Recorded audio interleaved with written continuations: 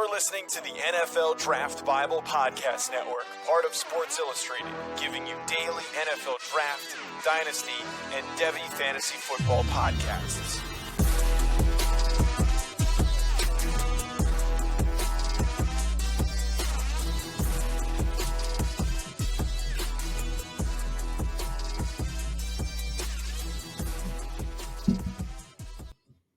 Class is in session. Welcome into the draft seminar presented by Sports Illustrated's NFL Draft Bible Podcast Network. I am your host, Matt Hicks, the FF Educator, joined as always by John Lobb, the Gridiron Scholar. And we're breaking down Khalil Herbert, the running back out of Virginia Tech. I think, John, one of the sneakier upside running back prospects in this year's class. I agree with you, Matt. There is upside. And I believe in my last rankings, I have him at number 10. So there is a possibility here, depending on draft capital, the impact that he'll have in Dynasty League drafts. But he's definitely worth a look.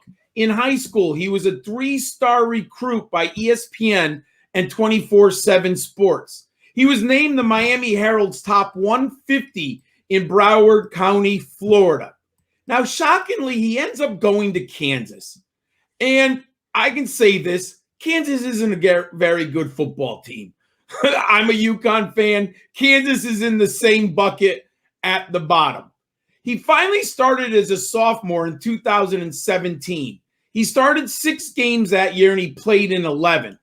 But he only had 291 yards rushing. He wasn't that good his junior year at Kansas. In his senior year, he only played 4 games for the Jayhawks. And if you don't, NCAA has a new rule.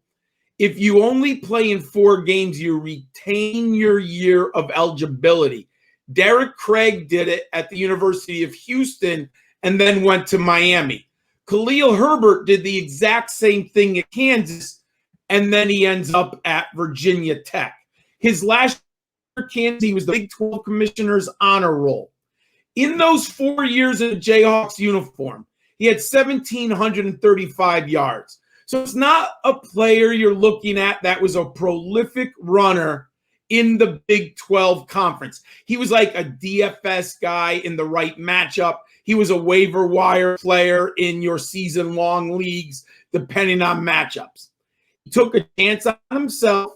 He transferred to Virginia Tech, and he had an unbelievable season, Matt. He was one of the best waiver wire pickups of the year. He had 1,182 yards rushing, and he averaged 7.6 yards per carry. He had a couple kick returns that were huge, game changers. He returned one against Duke. He had a fantastic season. He ended up 3rd team All-ACC. And showed up Senior Bowl, and he had an impressive week and opened some eyes there. Matt, what do your films say about Khalil Herbert? An interesting prospect, John. I project him out to be a flex filler from the fantasy football perspective. He starts, for me, why he impresses, it's his vision. If you have good vision, you're going to project out well in my evaluation system. I give him an 87 for vision. I think he reads gaps very well. He's a patient runner.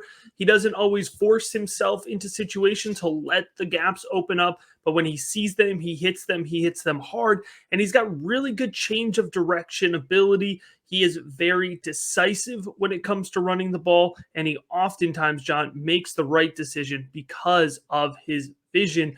I love his contact balance. Now, he'll be knocked for his size. He's a smaller back, but he uses his low center of gravity well. He's a powerful runner. He has a good stiff arm, and he is not knocked off his path easily when running the ball. Virginia Tech also oftentimes used him as a lead blocker in their running game. Yes. They got creative with that offense. So strength is not a problem for me at all, despite him being a little bit undersized in terms of his height. Now, on top of that, John, I think he's a good pass blocker. He picked up blitz assignments well. He held a nice anchor, and he showed a good range of lateral movement when protecting the quarterback. Vision, contact balance, pass blocking, those are traits that translate well to the next level. Now, he's not the fastest guy, and he's not the most athletic guy, but I think he's fast enough, John, and I think he's athletic enough. He's got a nice juke step. He's an elusive, slippery runner, and he does have quick feet. He's not going to juke you out of your shoes in the open field, but he works well running the ball in tight space. So I have him projected out to be a flex filler. John, let's flip on the tape and let's look at some of this in more depth. I look forward to it. All right, so we're starting here against Louisville, and you can see that contact balance. He's going to get the spin move here, and he's going to break off. And like I said, not the fastest, but he accelerated. Good burst there, a 20, 30-yard run right there. And look at him work well in between the holes, John. He finds that small gap, and then he bursts through and accelerates upfield.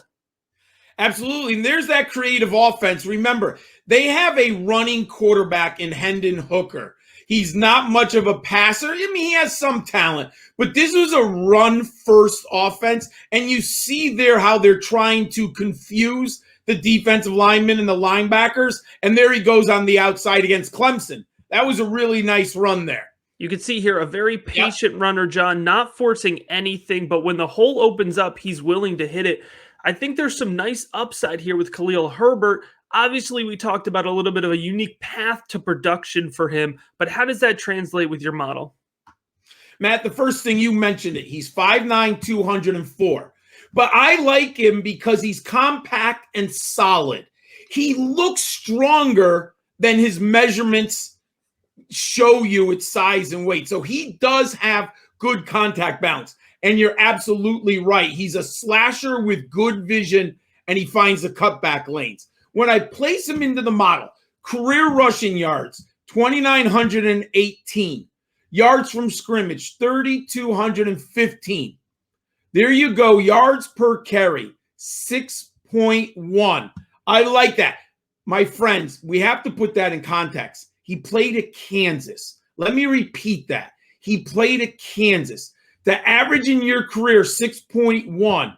And Kansas's football team is not very good, folks. They've had like little surprise games, but they're not good. The receptions are a result, or the lack of receptions are a result of the teams that he plays for. You must put it into context. He only had 34, so I have to ask myself, why is he not used more in the passing game? Is it because the skills aren't there? But when I dug deeper, it's because he never played with an effective quarterback or a passing game that is going to utilize the top tailback in the passing game. He also played with Puka Williams at Kansas, and Puka was the third down pass catching back. So there's reasons why Khalil Herbert's total receptions are not there. When I actually did study some of his receptions, Matt, he's an NFL level pass catcher. He can get on the flat. He could run screens. If he breaks the first level of the defense, he can bust it with the second level vision. Is he going to run out routes 20 yards downfield? I don't see that. I don't know if it's not there, but it's not on film. So he's an adequate pass catcher. But look at that last season, everyone, at Virginia Tech. Yards from scrimmage, 1,362. Scrimmage yards dominator, 28%. And as I mentioned before, the quarterback, Hendon Hooker, is a very good running quarterback. Khalil Herbert was the offense for the Hokies this year. He explodes through creases and he excels and blasts into the second level. He can help your team right away as a returner. I like Khalil Herbert. Let's see where his draft capital lands, Matt. All right, there you have it, Khalil Herbert, the running back out of Virginia Tech. Thanks for listening to this episode of the Draft Seminar presented by Sports Illustrated's NFL Draft Bible Podcast Network. You can put those pencils down. This episode is over. Please make sure, if you're watching, to give the video a like. And if you're listening, please make sure you're subscribed. And as always, we appreciate